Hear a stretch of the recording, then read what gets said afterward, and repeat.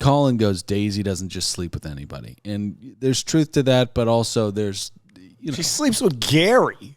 That's like sleeping with anybody. Sleeping with Gary is sleeping with a spiritual amalgam of every man. So, kind of, yeah.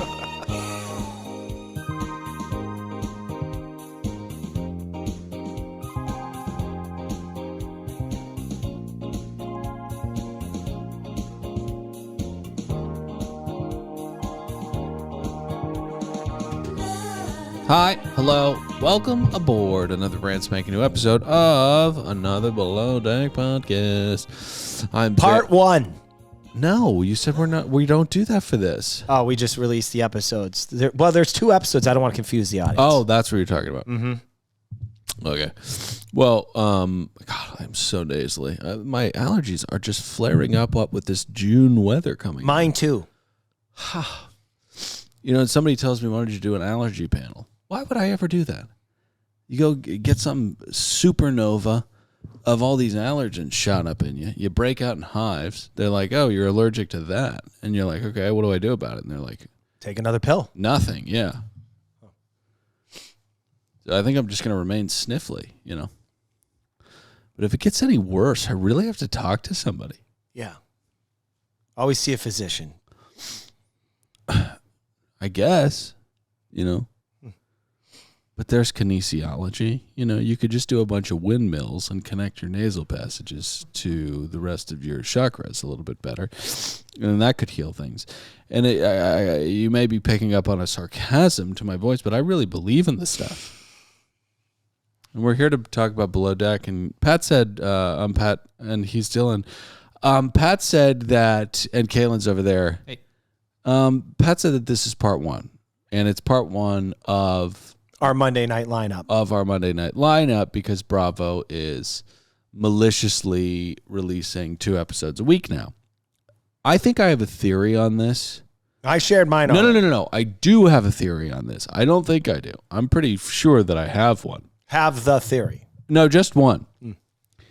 But before that, we have to do some PSAs because Pat said part 1. Now, I was confused because what we're doing with Bad TV is we're releasing 2 parts of 90 Day Fiancé. It's a longer show, television show, and it's a longer podcast because it's me, Pat, my baby sister Ruby, talking about one of the best television shows on television right now. They're usually longer podcasts, so we're breaking them up into 2 parts. Go listen to those if you have not yet. Also, join us on patreon.com. Me, Pat, and Rubes will be breaking down Vanderpump Rules, Season 1, Episode 1. We're going way back into the time machine vault. Super fun, but if you don't mind, Dylan, bounce back to Bad TV. Oh, big time. We are recapping Season 2 of Flavor of Love. Yeah. Our first episode held a nation spellbound. Went viral on TikTok. It is some of the best television. I don't want to overstate this, but a girl named Something took a shit on the floor. Yeah, she lost control of her bowels, and that's something that can happen. So episode 2. Kaylin, when was the last time you shit your pants? 8th grade? Movie theater? That's this woman was just shy of her 35th birthday. All right, so I have a theory. We've got this 2 episode a week thing, and we've had a real consistent history of mistreatment from Bravo to this show. I think Andy's got a feud with somebody at Below Deck. Oh, really? I think that Cronin guy, Mark Cronin. I think that Andy and/or the Bravo brass doesn't like Cronin, but Cronin is a perfect enemy because he's like, don't care how you feel about me. The show's doing numbers. There's 5 of them. Right. Exactly. But I do feel like there is friction between the network and the production. Well, Dill, as I stated on our guest appearance on For Crying Out Loud this past week. No. When's that out? It's out this week. Yeah. My theory is that Bravo finally figured out, hey, let's be like every other cable network and that have 2-hour shows. The reason they have 2-hour shows like 90 Day, Love After Lockup, Married at First Sight, I don't like this theory. It's because that it's harder to have a 1 hour show and get the same people watching it to stick around for whatever piece of shit offering they're throwing up there. It's just easier to have two of the same things that people already like, and they know we are fucking dumb enough that we won't even realize that we're watching a second episode. Yeah, I don't like that theory. I like the blood feud theory because I think it's more narratively rich, and I also think that there's this kind of practical problem with cutting the season in half. You cut the season in half, you have less weeks to air the show. So I guess you can sell the Not ads. if you have 5 of them and they're going year round now. Down under. Well. You know, I just think it's too much, guys. Hey, Bravo, don't ruin this show by over cannibalizing it. I know you got ad dollars and everything like that. Just kind of take little bites out of the thigh. You remember when Who Wants to Be a Millionaire that debuted in like 2000? It was a resurgence of popularity for Regis Philbin, a 79-year-old fucking news anchor, or whatever. That show, everybody tuned in when it was on 1 day a week. And then you greedy fucks said, hey, how about 3 times a week? Fuck it, 7 times a week. Oh, I got it. We'll have a day version and a night version. And then you ruin it. Yeah. And, you know, talking about ruin, I mean, Regis Philbin laid waste to people's mentals on that show. I think it's Turks and Caicos. And he's like, are you sure? And they're like, I think I'm sure. And he's like, are you certain you're sure? And then you're like, all right, I'll phone a friend. And they're like, it's Turks and Caicos. And then you're like, all right, I'm going to go with Turks and Caicos. And Regis Philbin like, they could be wrong. Are you sure? And then you're like, all right, fuck. It's probably St. Kitts. And he's like, no, it was Turks and Caicos. You lose, loser. You know, that money you were going to donate to children's diabetes, you don't have it anymore. Want to get into the show? Is the girl in my room, is she ready? Yeah, let's get into it. So, tonight, we had the departure of some lovely guests. We had a continuation of the throuple, which, in my estimation, was really the only blemish. I thought tonight's episode was absolutely fantastic. I was rooting for the C-Rat underlings. They're finally figuring out the schemes of one shitbag Gary. And we've got love blossoming all over the place. This Chase and Alicia thing is really, really something, man. All right, A for 92 pots. First off, if you pull it off, Chase, I guess you could factor it in. She has a boyfriend. You don't know him. Fine. It's a disgusting thing to do. It's a disgusting thing to do. If you pull it off, though, great television. Oh, yeah. Good for you. I love how you ruined it because I was like, why is he going after the girl with the boyfriend? Oh, he's already got given the ick to the girl, the other single girl on the boat. And we love Chase. And I love Lucky, but that whole, you got some big old titties that I'd like to drink some tequila off of. Yeah. You earned the right that she has the ick for you, leaving you with one choice, one option, the only non-single girl, Alicia, and you're going for it. Yeah. I got an idea. Why don't we suck booze out of your titties? Chase, this is like the birthright of a sea rat. This is why sea rats were put on Earth to ruin things. And so I can truly respect Well, it's not their fault. They're put on Earth to be a blank slate. But with the familial trauma being as powerful as it is, it's like a goddamn, what do you call those things? Rip currents? It's inescapable. Chase, don't feel bad about what you're doing. It's innate. It's what you were born to do. Ruin relationships and also embarrass yourself on TV. No. Too tough. Being too tough on the kid. I like him a lot. Well, he's going to retire when he's 31, 32, 33, maybe 60. But, you know, he's learning lessons right now. You know what I mean? You can't say to women, I'd like to suck booze out of your boobs. You know? Unless they're fucking into it. But that's a very, very clear signal. You can't just take risks like that. Like God, man. I think Chase has got a shot at another season. I think so, too. I think Chase is endearing himself to the crowds despite saying that thing about the boobs. You could just be the good old boy, hardworking, kind of dull background player archetype that we've seen so many times. Yeah. Instead, now you are becoming, you're forming into the red dragon type character. I think so, you're too. turning into a pig. And I think that Chase is not a pig. I think that he's actually quite cute with Alicia at times. The coffee in the morning. He's just going about it the way a good old boy would. And now the thing with good old boys is they're very polite. But once they start sucking down booze, they start fucking, pitching ideas like let's drink this, but out of your tits. I've seen it 1,000 times. Oh, sorry. This is your thoughts and knots. No, it's not. It's yours. Oh, Kaylin, how many pots do you give it? I thought it was very serviceable. I gave it 50 knots. Okay. I thought they were going to make a lot more hay with that whole sea rat eating cake incident. I was so disappointed that was not bigger. By the way, though, I was thinking, well, as the charter guests have seen this, they left a nice tip. It was a very complimentary service. Everyone seemed happy as they parted ways. Is her name the primary? Her name's Sigenia? Sigenia.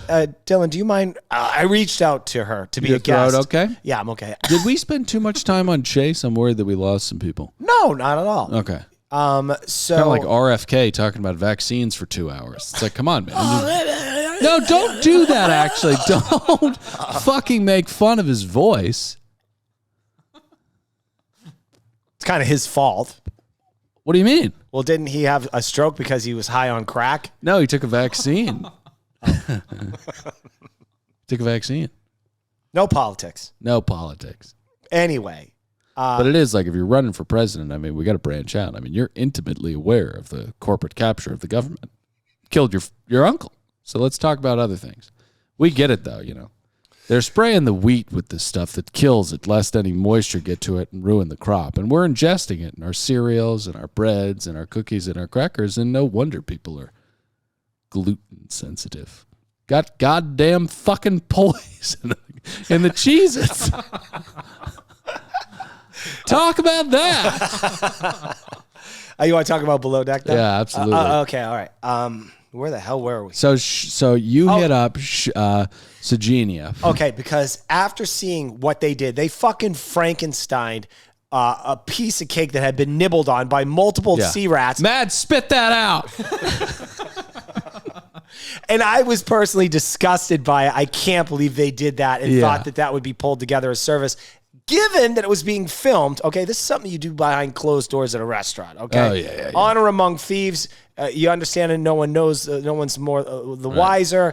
It's like it would never happen unless it's not like that and it's on TV. So I head up the primary, and why don't you read my message to her? Now, then I know you don't do this all the time. I know that you're technologically deficient, but I know that you know to not reach out for guest bookings in the comments. No, I didn't. I reached out. I said it was Kaylin, the producer, reaching out. She didn't respond to that yesterday, so I figure I have to go directly to a photo of the cake. Well, so there's a photo, and it's a carousel of memories. And the caption is, if you tuned in on Monday and watched the At Below Deck Sailing, then you saw how phenomenal the crew were. And then Pat comes in, top rope.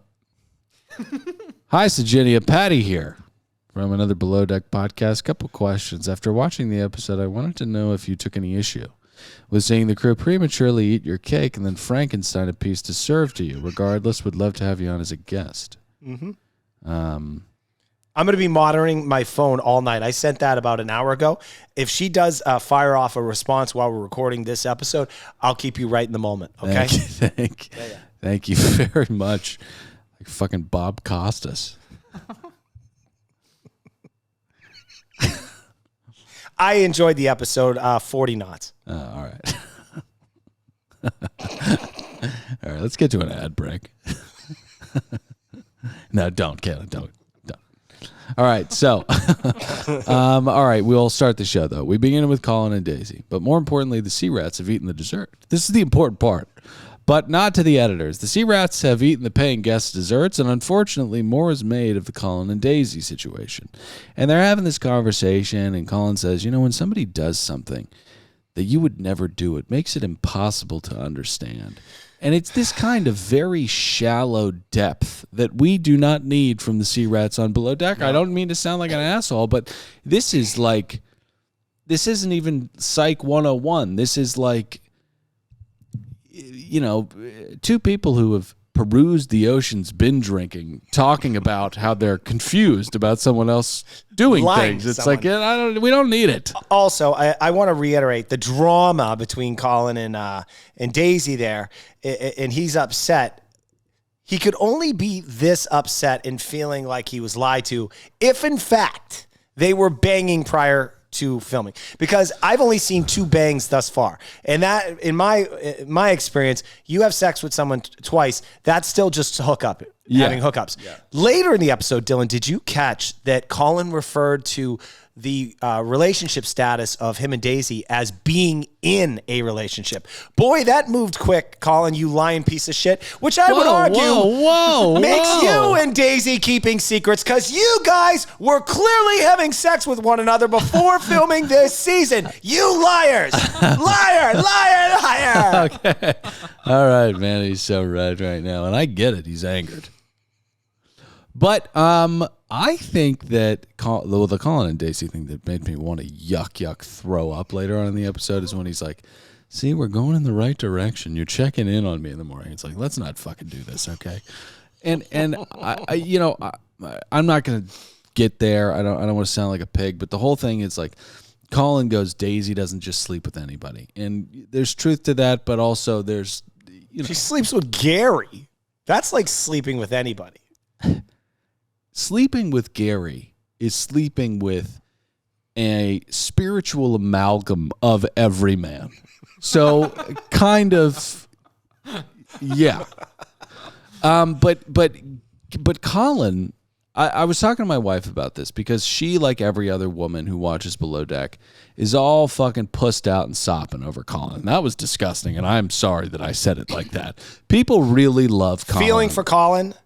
People think Colin's the hottest guy on Bravo, and I don't blame them for thinking that. It's between him and Shep. I can't stand that guy. He's a drunk. Bloated drunk. All right, I'm sorry I was so crass, but yes, lots of women find Colin attractive, including my wife. And my wife was talking about how she has sympathies for Colin, and I go, I'm a little leery about this because, the hots and whatnot. Mm-hmm. But she said it is this thing where, I'm saying that, you don't feel comfortable being left out of things. When you feel like you've been left out of something, you feel very embarrassed and you feel very powerless because there have clearly been machinations behind the scenes that you had to do with, but you were left out of. And there are people who know things about it, and you're just kind of this helpless portion of what's going on. And that's a shitty feeling.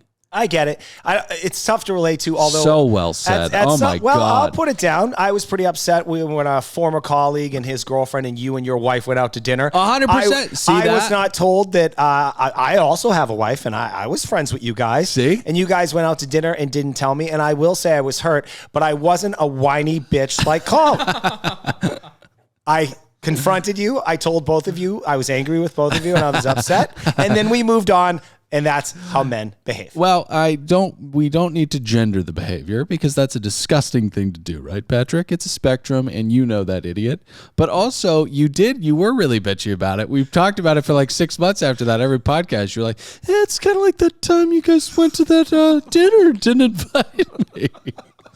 So anyways, Alex and Mads are up next. We spoke of him not having game. I fear it's worse than we could have ever imagined. Oh, yeah, right down there, man. That's like a very large aquarium. Yeah. It's called an ocean. Yes. Fish are in there. Yeah. Yes. Swimming around. No, but he's a goddamn nerd, I think. Yeah. Oh, yeah. He's self-proclaimed nerd. Yeah, he's a nerd. Uh-huh. I wish we had the Shard cast right now. I do, too. Yeah. Those are nerds. To think that Seth actually fought a herald. And we see... Oh, my God. It would be amazing if he fought a herald. Well, he did fight a herald, and he was backed by multiple Knights Radiants, but the herald did not need them because his lashings do literally... And that was so awesome. God damn it, Patrick. Let's get to the next day. Next morning. Breakfast is served.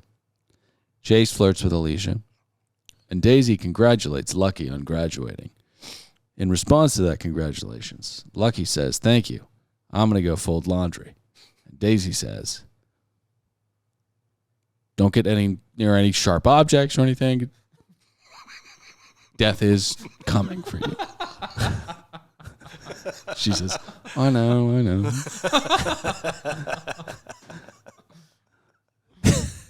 They didn't show it, but a plank of wood shards and flies behind her. Try taking her out. She's not supposed to leave this boat.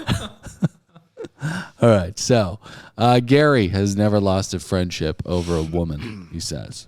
In response to Colin, he says that if Colin is willing to throw this relationship away over Daisy, then he can do that. What a sex addict way to frame that and deflect the blame. He's in fucking confessionals talking about how Colin can go fuck himself if he wants to. And then in others, he's like, if Colin wants to throw this away, he totally can. I don't like the toxic, manipulative behavioral patterns of addicts. I can't stand it. Yes. It's a darkness that is really, really gross. And I know that they can't help it, even though...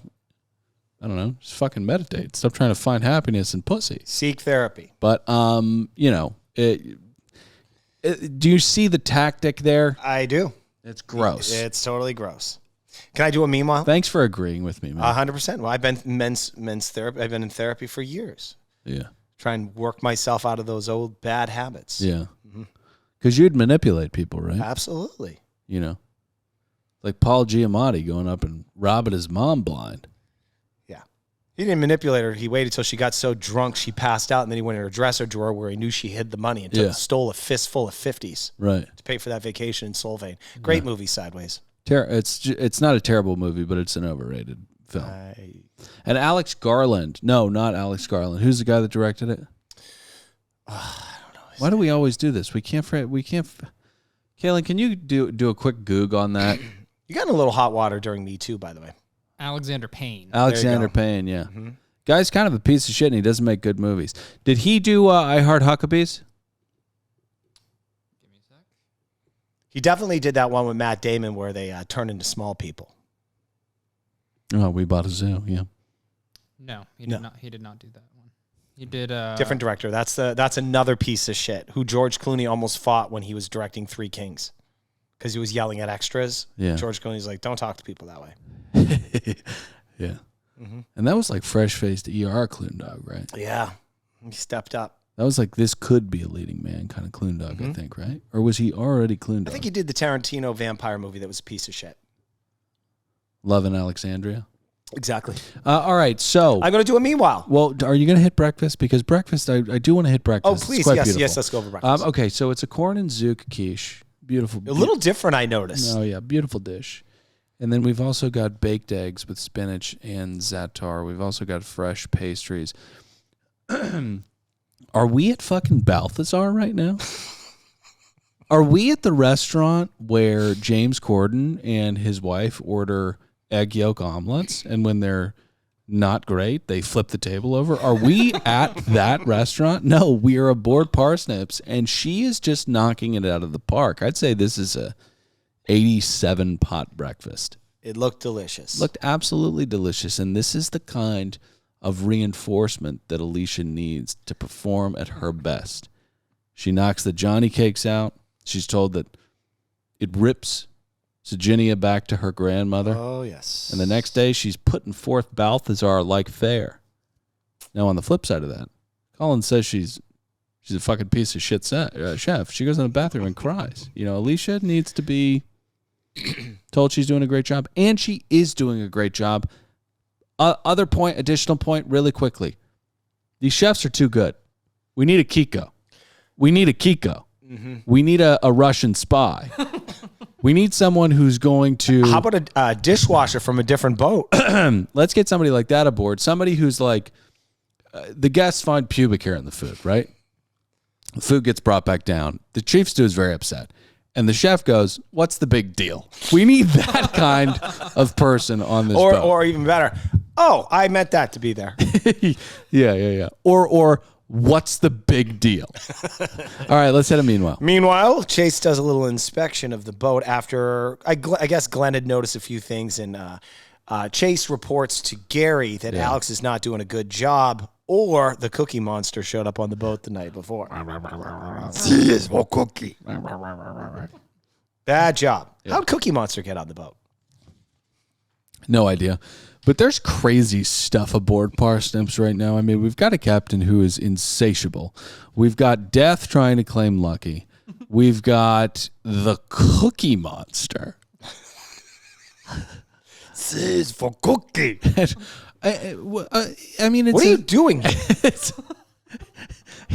It's a season unlike any we've ever had before. We have Gary and Daisy talking about DPing each other or something. Like, what? You don't remember that? That's a real conversation. Really? Wildly inappropriate. Wildly inappropriate. How would they DP each other? Well, I guess you got hands. My God. Yeah. I feel like Gary would say, I'm not into that. It's gay. But just 2 fingers. He's that kind of guy.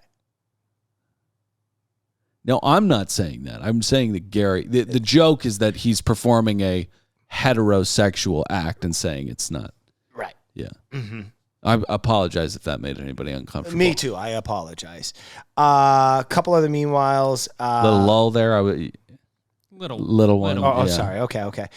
Colin and Daisy's boatman appears to be on track. I think this was after they embraced in the morning. This is what made me yuck, nosh, nosh. Totally gross. Yeah. And then, by the way, I have to say the tail ending of this boat was something I'd never seen before. What's that? It was hair-raising. Another boat running into them. Mm. Now that is a cliffhanger. You're getting way ahead of yourself. I know. I'm just saying. It got me excited. All right. So listen. We move on to Lucky's graduation. No, we do not. But Lucky's graduation equals sad, drunk. That is a note that I have. She's talking to her family. Yeah. Okay. So Colin stalks Gary and Daisy's conversation about Gary's testicles. And his cover is almost blown. Captain radios him. That'd be pretty alarming if you were talking about testicles for 5 whole minutes. And then you just hear, Colin. But anyways, they dock. And that is when Soginia and the rest of the gang, who were so lovely, get off the boat and say, Alicia, thank you for connecting me to my grandmother. Now, before we get to the tip meeting, we have this little thing between Gary and Alex who have a chat. And Chase was there as well. Chase enters stage left, but this is where Gary once again does this disgusting, down to the butt kind of fucking just duplicitous manipulation of these 2 young guys who are working underneath him. It is so bizarre, and it's so known to Gary that's what's going on. Well, here's the weird thing about Gary's behavior, and we've touched on it, and forgive me if we think we've run this into the ground. Gary is unstable right now because he has no control, in which he typically has a lot of control. So I would assume that he's behaved this poorly in the past, but we've just seen him put in a light where he gets what he wants every season, which is 22-year-olds that he just bangs at will and decides when the relationship is over. This season is a completely different fucking boat. He's getting denied. He's being rejected. He's being embarrassed. His underlings do not have any respect for him. Yeah. And therefore, it's almost like it's just pouring more gasoline on the fire. The worse it gets for him, the worse he gets. Yeah. It's really sad to watch. Yeah, it is really sad to watch. Mm-hmm. Yeah. Quite heartbreaking if I cared. But he tells Alex once again that Chase wasn't pleased with his work, and that's when Chase comes in. And Alex, he had known that he didn't like Chase, and in this moment, it's cemented. Alex is really pissed off. And deservedly so. A little pissed off at Chase, but really pissed off at Gary. He's more pissed off at Chase right now. You think so? Yeah. I think he's like, this guy keeps fucking ratting on me. It's fucking gross.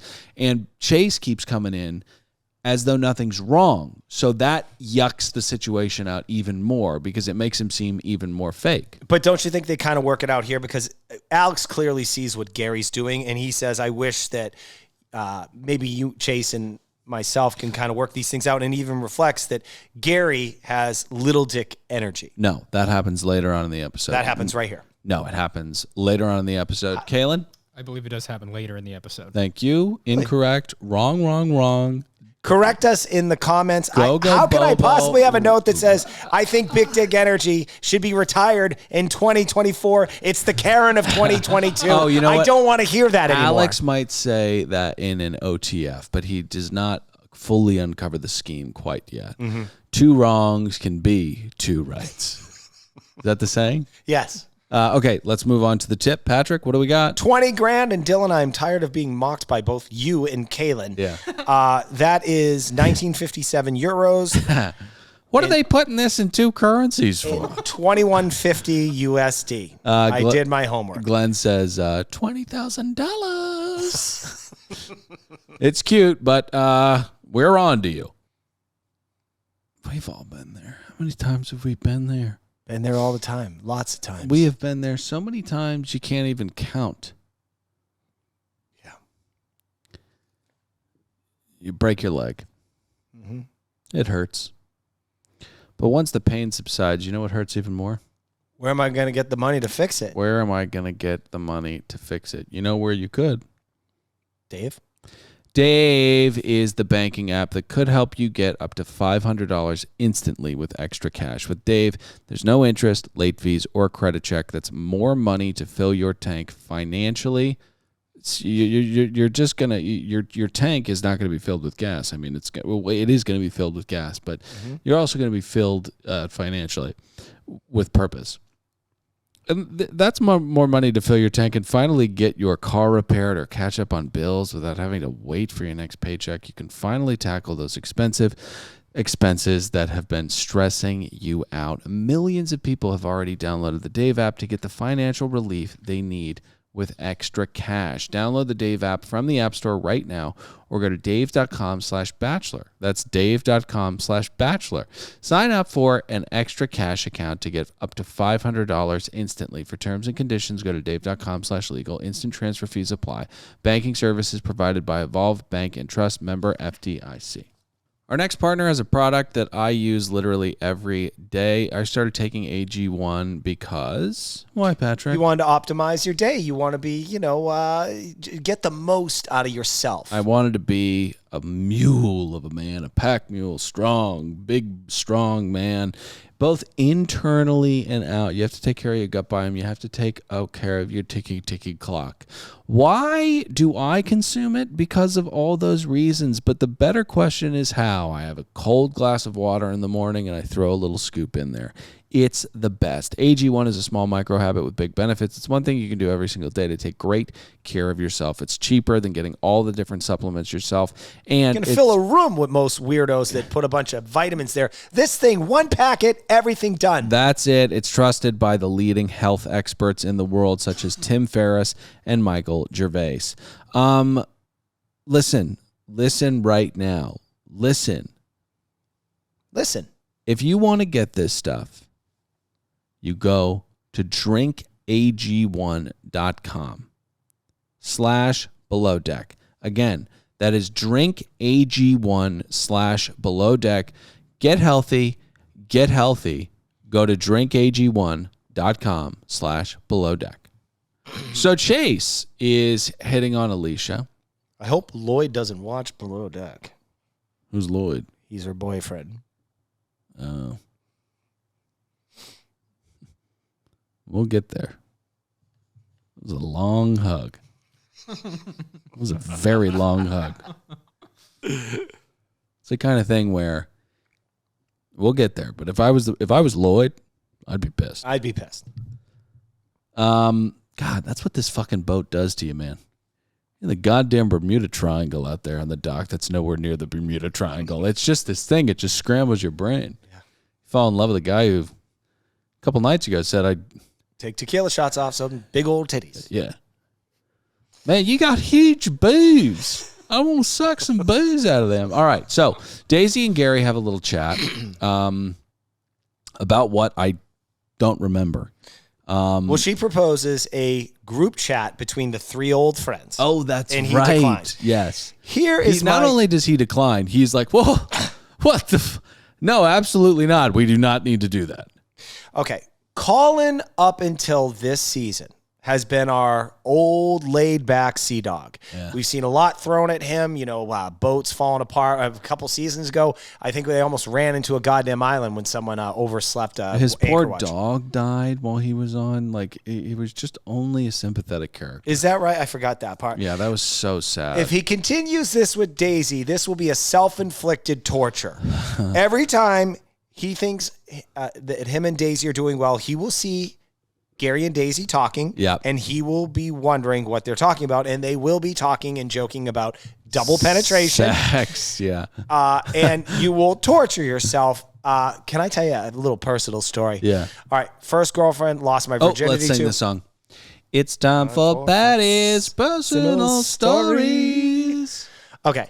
They get pissed if we don't sing it. Of course. First, lost my virginity to. First girlfriend, dated for a year. She and my dear friend, Ryan, she decided... Can you start over? I zoned out. That's okay. The audience heard it. Okay. So she takes up with Ryan, a dear friend, and he came to me and said, Kelly and I have been talking. Do you mind if we date? And I said, absolutely. You should not do that. I do not appreciate that. I do not want you guys to date. Okay. Well, young loves, they can't stop. There's no wall too high or too thick for two people to enter one another. Yeah. Well, anyway, she dated Ryan for a while, and she got bored of him. Yeah, yeah. And then she wanted to come back to me. Yeah. And I wouldn't allow it. Only every other week I'd sleep with her. Right. And then Ryan would constantly call me and says, is Kelly at your house? Yeah. And I'd say, I don't know, Ryan. Split my fingers. Yeah. He would call me. That's so gross. He'd say, "Where have you seen Kelly?" I'd say, now?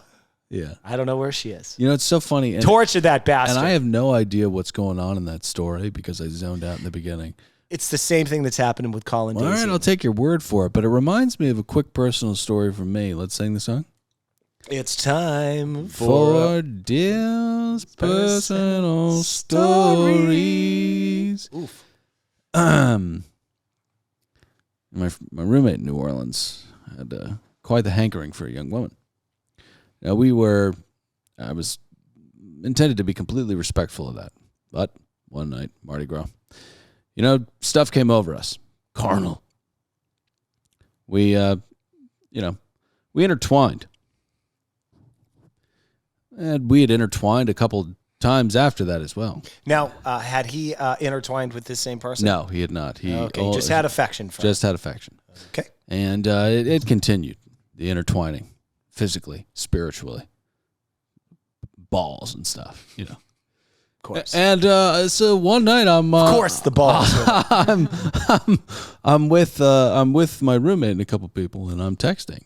It's clandestine. I'm trying to keep it quiet. And I text, hang tight. I just got to blow this guy off. I'll be there in a second. And he reached down and eventually, saw the text. Really rude of him to go through my text, but I think a text popped up and he just opened it. And he said, pretty upset with you right now. I said, I understand. He caught you. Yeah, he caught me. Mm-hmm. Was that similar? Not really, but that's Colin right now. Yeah, because he's yeah. going to be tortured. Right, he's going to be tortured. Because you are Gary, and that girl that you were intertwining your balls with was Daisy. Oh, God. Your metaphor. Okay. I don't think it wasn't a metaphor. It was the Dill's personal story. It really happened. It wasn't figurative at all. So we do a little, beautiful, big-time, huge graduation ceremony. That lasted 14 seconds. But it was sweet. Daisy got her parents to call in, her gran. It was lovely. Yes. We wrap with that. Cabs are here. Jersey Shore shout out. And Daisy, Gary, and Colin. Daisy forces this kind of treaty of Sea-Rat Versailles kind of thing to happen in this van. Colin and Gary are not having any of it. Not having any of it. They're just sitting there, sucking down their heinies. One of 9, which will be consumed throughout the evening, interspersed with wine and cocktails. Now, Alex and Mads have a little fire going on here. Now, I want to say something about Mads. Mads, we want you on too. Lucky, you're definitely coming on. We're not listening to Bravo anymore. Mads, you are the perfect revenge for Gary and what he's done to I was going to say, did Bravo book those? Not for us yet. Yeah. They better, though. Mads. Why do we have to threaten Bravo every season? We have to. We're going to start going after the charter guests. They always come on, and they're going to talk so much shit about you. Yeah. So respond to that email, please. Oh, and when we're done with the season, we will have Sea Rats from the first season, and they will tell us everything. We actually they'll tell us what's in Lee's cabin. And I know, and I may say it on our next Patreon. Yeah. So keep it up, Keep it up. We'll go rogue. Yeah. They want to talk, and they ain't going to get on an interview and go, whatever you see on camera, that's what really happened. Yeah. They're going to tell us, no, that was completely edited. That never happened. They're liars. Yeah, right. So get ready, Bravo. All right, anyway. Mads is the perfect revenge for all the girls Gary screwed over. You think we don't know? Do they think we don't know? You try to be respectful. You try. We're trying to be respectful. Obviously, you're not on the same page. Mads, I think you got a future. When do I get to fire off an email? I'm really excited. Well, you did last week, which was a little fiery. Well, but I mean really. Well, we'll just let them know on air, and then we'll just do whatever we want to do. Okay, but I really do want to write that email. The listeners, the Barnacles, they want us untethered. They miss those fiery, crazy interviews with the likes of Simple Chuck and Erica Rose. Right. They miss us mixing it up like we used to. Yeah, like we used to. We can make that happen. Before we reached out to Bravo PR and said, hey, those crackheads that were on the boat? We wanted to talk to them. And they go, well, we don't think it's a good idea. And we go, okay, fine. It'll help us grow. But you're going to let us talk to Glenn this season, right? Oh, yeah. Yeah, absolutely. I think Mads could be on Summer House. She's that good. Oh, yeah. I think Mads is phenomenal for reality TV. Phenomenal. I love how she's making Gary's life hell. You know what I cannot fucking wait for? When she says next week, if I wanted something quality, I would have gone for Alex. And Gary goes, well, that's our relationship over.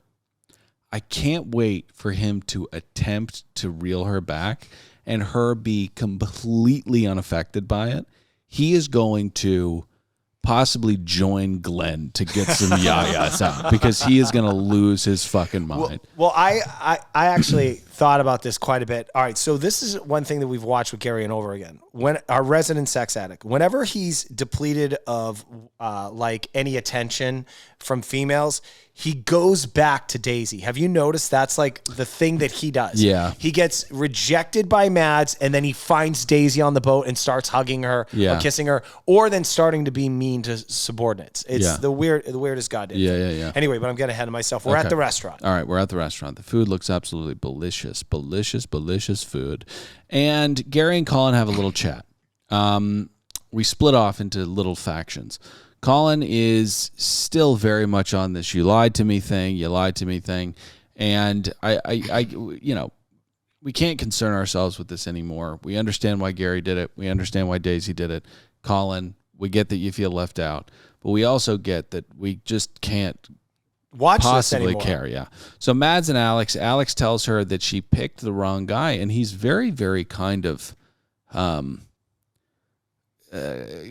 like the organizer of a most dangerous game hunt cold in this situation, where he's just like, it's done.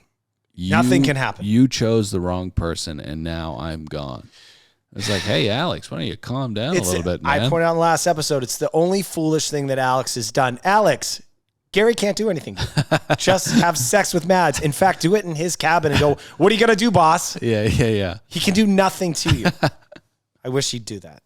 So poor Alicia is stuck with Chase, who's hitting on her quite a bit. Mm-hmm. Now, I say poor Alicia, but Alicia she's handling herself in this situation, and she is slowly being worn down by the nice body, nice jawline, good looks, and good manners, except for that one time.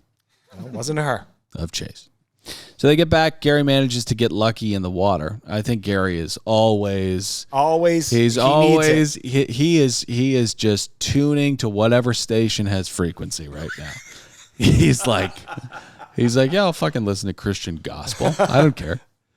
And not to say that Lucky's not beautiful. Lucky is extremely beautiful, but it's inappropriate for him to do that. Yes. But he's such a sex addict that in this moment he's like, Yeah, this could happen. He's smacking her ass. This gave him a little drip of sex addict morphine. Yeah, don't say drip. But not enough. Okay, it's the morphine. Okay, but Can I do a meanwhile? yeah, of course. Meanwhile, we cut to Glenn playing chess with himself with classical music. Bravo. If you're going to do this to us, you fucking cut to him. We already know that C-rats is in the Urban Dictionary as a term for yachties. It's common. You know the lore that we're creating. Is it really? Yes. Cut to him sharpening knives, you fuckers, okay? Yeah. If it's going to be a joke and it's going to be funny, cut to him sharpening knives with classical music playing, you sons of bitches. Yeah. There's a video game called Curse of the Sea Rats. Came out in 2023.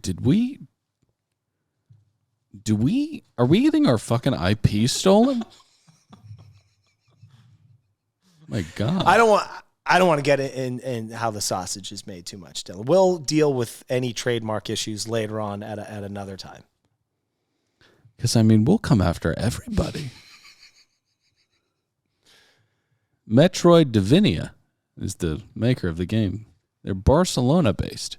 Oh, a lot of fans over there. Patrick, I would be more than happy to go have some potatoes bravas and say a bunch. Mm-hmm. Try to hunt down the men that are stealing from us. We won't let that happen. Okay, sorry. Bit dead. Now, Daisy mistakes Colin for Gary while they're sleeping, but we're going to get there in a second. Mads and Gary have a little fight where she's talking on the phone with her family, and Gary comes out, says her name twice, then, when he doesn't hear her, calls her pathetic. And my favorite part about the episode was his defense the next morning. I was so blacked out, drunk. Yeah. We'll get there. Sorry. Okay. I keep getting ahead of myself. Let's talk about Chase and Alicia, though. This is where the hug takes place. And this is something. This is a lingering. This is a long hug, a close hug, a warm hug, and a meaningful one. Like we said, if we were Lloyd, we would be pissed. Yeah. Because this is something here. This is a spark. It could be a spark. It's the kind of spark to equate Chase with Bear Grylls or somebody stuck in the wilderness. Maybe Anthony Hopkins in The Edge. You're cold. You're tired. You just want to have sex with something. And you finally get that ember going. Your hands are torn to pieces because you've been doing that stick thing that you saw on YouTube. Create fire, yeah. And you put the thing in the kindling. And you start blowing. But the kindling's wet. It just smokes and it never catches any fire. That is the kind of spark that Alicia and Chase have for one another. I think Alicia is far too camera ready and savvy to not have a rando hookup on a boat. Yeah, no, I don't think she's going to. He's going to try, though. Yeah, I think so. More. Yeah. Now, Daisy mistakes Colin for Gary. In this thing that's so weird. Like, our fans have been very leery of Daisy. I don't think a lot of people, especially women, don't like Daisy because of what they feel for Colin and what Daisy represents and is doing to Colin. A lot of people are like, Daisy is a red flag. This is one of those moments where it's like, what are you doing? I know it's a unconscious thing. Or yes. To be fair, she says Gary probably 18 times a day. And Colin, yeah. I get it. And I get her response to this. She's like, you guys are both in my head. But when you're doing this, it's torturous. She also, it's torturous to him, but Colin, now it's inflicted. Self-inflicted. You know what you're buying here, dude. Very quick story. 2009, dating Ashley. Let's sing it, actually.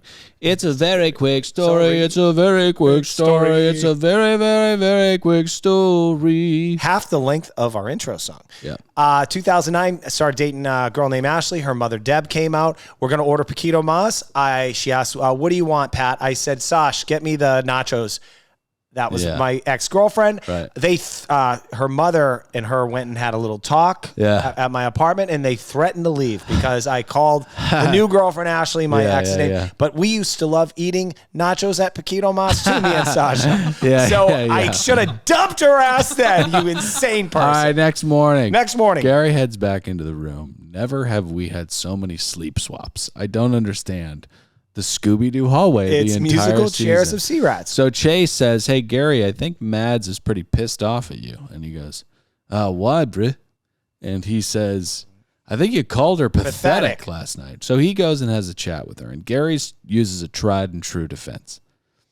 I don't remember. Imagine you get a knock at your door.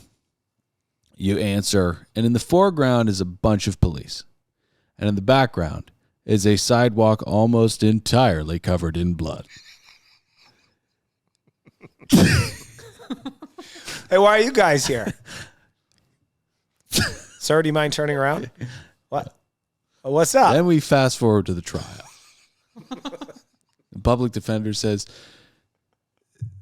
"Ladies and gentlemen of the jury, my client does not have any fucking recollection of this." And they go, "You know what? I mean, we can't acquit this guy. He doesn't remember killing 14 people and a dog in front of his house." My God, Gary, what a fucking dumbass. How could you say this to a girl? I don't remember. And not just saying it, getting pissed off that it doesn't go down like a sugar pill. So when she does not take this kindly and denies him of an apology, where does he go? Runs straight to Daisy. Yeah. So Daisy and Colin have a chat about what transpired the night before. And then Chase and Alex finally get to this illumination that Gary has been manipulating them this entire season. I couldn't be more proud of them. And what it does is really, it's like Carl Jung and Sigmund Freud were on a train together. And Sigmund Freud said, "I don't want to talk about my dreams with you. I would lose my authority over you." And in that moment, the underling, the Padawan, loses all respect. Really? All respect for the person that's above them. And that's exactly, dare I say, exactly what's going on with Chase and Alex. They have completely seen now that Gary is a weak man. Mm-hmm. And then out of nowhere, the fucking Cookie Monster. C is for cookie. And we're just like, what is going on with this season? It's the craziest fucking season. C is for cookie. All right, what happens next? Oh, they fucking preference sheet meeting. You got that ready, Kaylin? Yeah, sorry, Kaylin. We're running a little long here. That's all right. Well, I'm You'll going keep it all over brief. the place. You'll But keep we it do brief. have to say, with a little bit more pomp and circumstance, it's time for the preference sheet meeting. Charter number 7, 6 guests.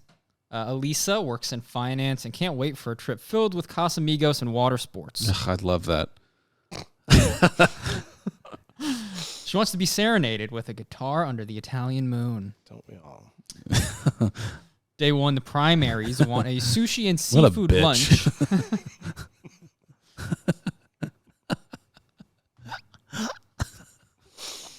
Sorry? Primaries want a sushi and seafood lunch with sashimi and oysters. Day 1. Night 1, they would like a Capri-style Italian dinner featuring the chef's choice of dishes, which just so happens to be Alicia's all-time favorite thing to do. Oh, wow, that's great. This is like Bo and Yang is the Oompa Loompa. Willy Wonka walks in. "I want a candy that makes children dream of gumdrops." And you're like, yeah, what about it? Casamigos. Get out of here. Sorry, Caleb. What were you saying? Night 2, the guests would like a Viva La France themed party with lots of seafood-inspired dishes, and Captain Glenn thinks they might as well just sail them over to France for that. That is a beautiful, beautiful gesture on Glenn's part. And, they love seafood. They want sushi and seafood, which is a redundant dinner. Pat, go ahead. Well, I'm going to wrap up the episode really quick. Provisions are dropped off. Final preparations are made. Toilets don't look good. Oil drips are found on the deck. Guests arrive. Tour of the boat. Blah, blah, blah. Oysters are served. Engines fired up. Drinks are ordered and taken. Photos are taken. Glenn and Gary notes supermodels are on board. That's not true. The boat anchors in the middle of the ocean, and then another boat begins to flow towards them, and they say, fire it up. And then it's noted here, Fire it up! 60K a day. You too can be killed on your next vacation. Yeah, that's it for us. Jump in the iTunes ratings and reviews. Leave 5 stars, kind words. Let me pull up one real quick, and you hit the other ones. Oh, okay. The other plugs. Oh, sure. Yeah, say for what people should do. Well, you got to head over on to patreon.com/another podcast network. Support us. We are breaking down. This is a perfect review from Rach VDB. 5 stars, kind words, smiley face, 5 stars. I love this podcast. That's all you got to do. That's all you got to do. It means the world to us. How many we got? Because let's have a milestone here. I think we got like 1530. Let's get up to 25,000. Yeah, 25,000. Join us on TikTok. We're putting below deck content there. Bad TV podcast. I think that's it. That's it. Can we go home now? Yeah, let's go home. Later, dudes. I'm Dylan saying goodbye. Pat said later, dudes. Kaylin, say goodbye. Later.